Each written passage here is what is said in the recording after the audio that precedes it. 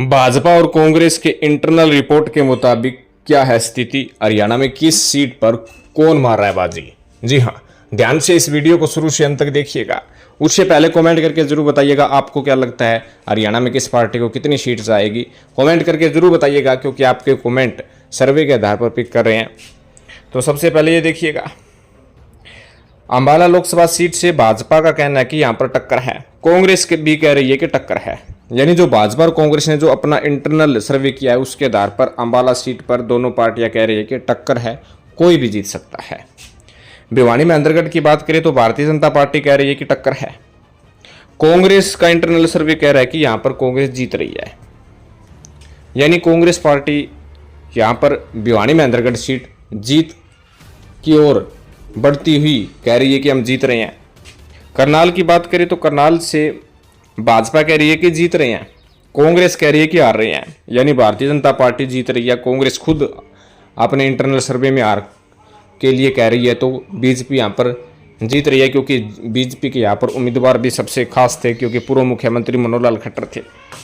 रोहतक की बात करें तो यहाँ पर बीजेपी कह रही है कि टक्कर है, कांग्रेस कह रही है कि जीत रहे हैं। दीपेंद्र सिंह हुड्डा यहाँ पर उम्मीदवार कांग्रेस की तरफ से है और बीजेपी की तरफ से अरविंद शर्मा है।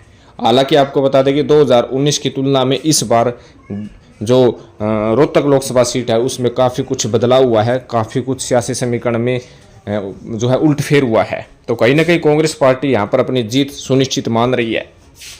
सोनीपत सीट की बात करें तो बीजेपी कह रही है कि टक्कर है, लेकिन कांग्रेस पूरे विश्वास के साथ कह रही है कि जीत दर्ज है। कांग्रेस अपना इंटरनल सर्वे में जीत सुनिश्चित कर दी है।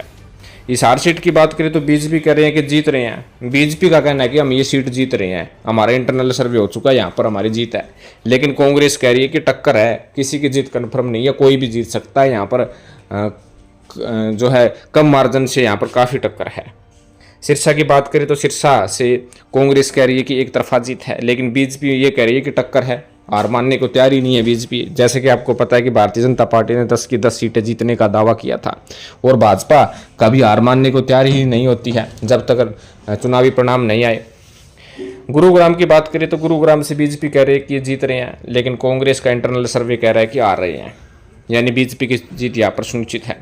फरीदाबाद की बात करें तो यहाँ पर दोनों पार्टी कह रही है कि टक्कर है, बड़ी टक्कर फरीदाबाद में देखी जा सकती है। कुरुक्षेत्र में भी दोनों पार्टी कह रही है कि टक्कर है।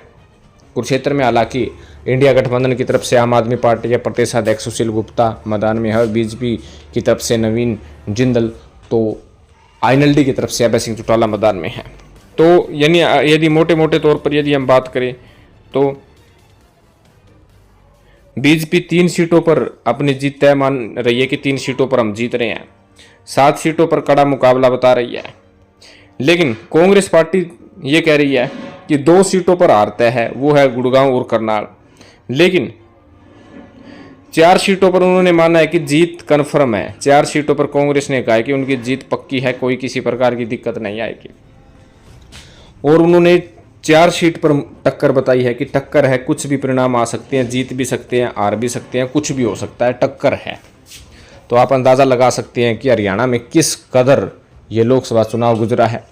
हालांकि काफ़ी भीतरघात भी कांग्रेस और बीजेपी में हुई है, तमाम कांग्रेस और बीजेपी के नेताओं में भीतरघात की आशंका जताई जा रही है, लेकिन इसका सबसे बड़ा नुकसान भारतीय जनता पार्टी में भी देखा जा रहा है क्योंकि वोट प्रतिशत गिरा भी है और काफ़ी नेता, चाहे धर्मवीर सिंह हो, चाहे सोनीपत से जो प्रत्याशी मोहनलाल बड़ोली हो, चाहे हिसार से प्रत्याशी रणजीत सिंह हो, या फिर सिरसा से प्रत्याशी जो हैं आपको बता दें कि अशोक तंवर हो, गुरुग्राम से प्रत्याशी राव इंद्रजीत सिंह हो, फरीदाबाद से प्रत्याशी कृष्णपाल गुर्जर हो, उन्होंने भीतरघात की बात कही है और कई मामलों में तो ये साफ तौर पर देखा भी गया है। तो आपका इस विषय में क्या कहना है, इन सीटों में कौन कितनी मार्जिन से आगे बढ़ेगा, आपको क्या लगता है, कमेंट जरूर करें। धन्यवाद।